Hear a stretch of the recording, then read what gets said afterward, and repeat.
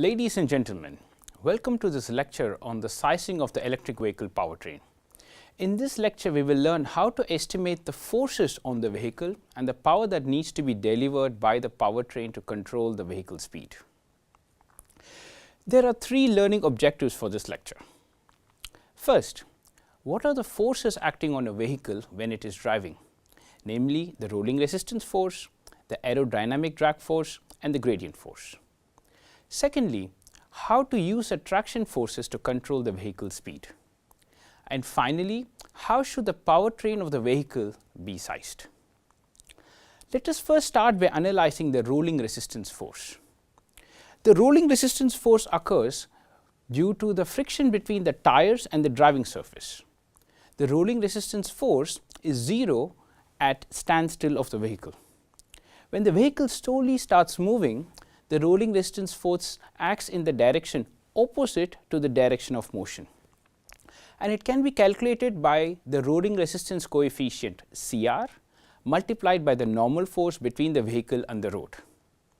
For a flat surface, the normal force is the vehicle mass m times the gravity g, or in other words is the weight of the vehicle. In case of a road with an inclination angle theta, the normal force becomes the weight mg multiplied by the cosine of the road angle theta. It is important to note that the rolling resistance force is independent of the vehicle speed and it always is opposite to the direction of the vehicle. The coefficient CR should be low so as to keep the frictional losses low. For modern cars, it is typically around 0.01 to 0.02. As the vehicle speed increases, the aerodynamic drag force opposes the vehicle motion, as the air is forced to move and flow around the vehicle. It can be calculated as a product of the aerodynamic drag coefficient CD, the frontal area of the vehicle AF, the air density ρ, and the square of the vehicle speed V, the entire expression divided by 2. It is then important to note that the aerodynamic drag is independent of the vehicle mass, but has a very strong dependence to the speed of the vehicle. That is why in a car, the aerodynamic drag force is higher than the rolling resistance force when the speed is about 70 to 80 kilometers per hour. Secondly, the coefficient of drag is typically about 0.25 to 0.35 for a modern car. SUVs with their typically boxy shapes have a much higher coefficient in the range of 0.35 to 0.45. The third force that acts on a vehicle is the gradient force, and it occurs when the vehicle is driving on an uphill or on a downhill road. The gradient force is due to the longitudinal component of the gravitational force, namely mg sin theta, where theta is the inclination angle of the road. As seen earlier, the cosine component mg cos theta contributes to the normal force and the corresponding rolling resistance force. The gradient force and the angle theta are negative when driving downhill, and the gradient force and the angle theta are positive when driving uphill. The road gradients are expressed as a percentage in terms of the tangential value of theta and have value typically between plus or minus 10%. If we now consider a vehicle moving on an inclined surface, then the aerodynamic drag force, the rolling resistance force, and the gradient force act on the vehicle. If we now include the traction force provided by the vehicle powertrain, then the net force on the vehicle F net is the difference between the traction force and the sum of the forces due to the aerodynamic drag, the rolling resistance force, and the road gradient.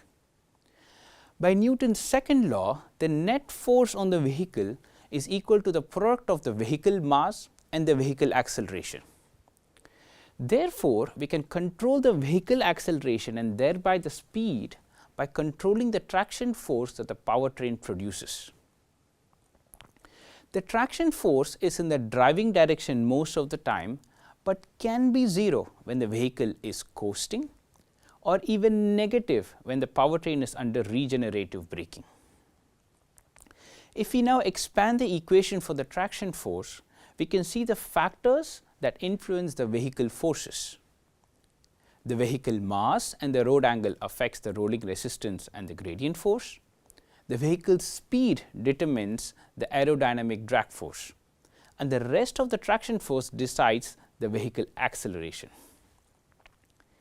If we need to estimate the power delivered by the powertrain P tract, then we need to multiply the traction force F tract that we saw earlier with the speed of the vehicle V. It is important to realize that in this lecture we only take into account the forces in the forward and reverse direction as they influence the powertrain. The forces in the other directions are neglected for simplicity. Secondly, the forces in the vehicle are assumed to be acting at one point. In reality, the forces are distributed all over the vehicle. Let us now look at a force-speed diagram of a vehicle with a mass of 1.5 ton, a frontal area of 2.5 meter square, and a speed range between 0 and 200 kilometers per hour. From the formula for the traction force, we can calculate the force at each speed level for 0 vehicle acceleration. Those points make a force speed curve of this car. When the speed is close to 0, then the traction force is used to overcome the rolling resistance force. As the speed increases, the traction force needed increases fast as the aerodynamic force increases with the square of the vehicle speed. Let us now investigate 3 road conditions: a flat road, a 5% uphill gradient, and a 5% gradient downhill.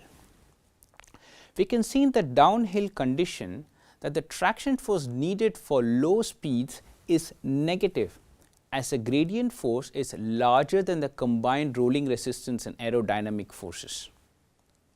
On the other hand, the uphill gradient requires a significantly higher traction force for the same speed than the 0% or the downhill gradient. Finally, let us consider the case when the vehicle has a finite acceleration. This is the force speed curve for the same car with 0% gradient and 0 acceleration. Since the mass of the car is 1500 kg or 1.5 tons, for every 1 meter per second square acceleration, an extra 1500 newtons of traction force is required from the powertrain. Besides the traction force, the electric vehicle battery also provides the power for several vehicle auxiliaries. This can be the heating, the air conditioning, the lighting, the car wiper, etc. Hence, the net power delivered by the traction battery P-bat is the sum of the traction power P-tract that we saw earlier and the auxiliary power P-aux. At times, it can be that the auxiliary power for heating, ventilation or air conditioning is quite significant when compared to the power required for driving. To conclude, the forces acting on a vehicle when it is driving consist of the rolling resistance force, the aerodynamic drag force and the gradient force. The drivetrain provides the traction force which can be controlled to change the vehicle acceleration and hence the vehicle speed. Thank you.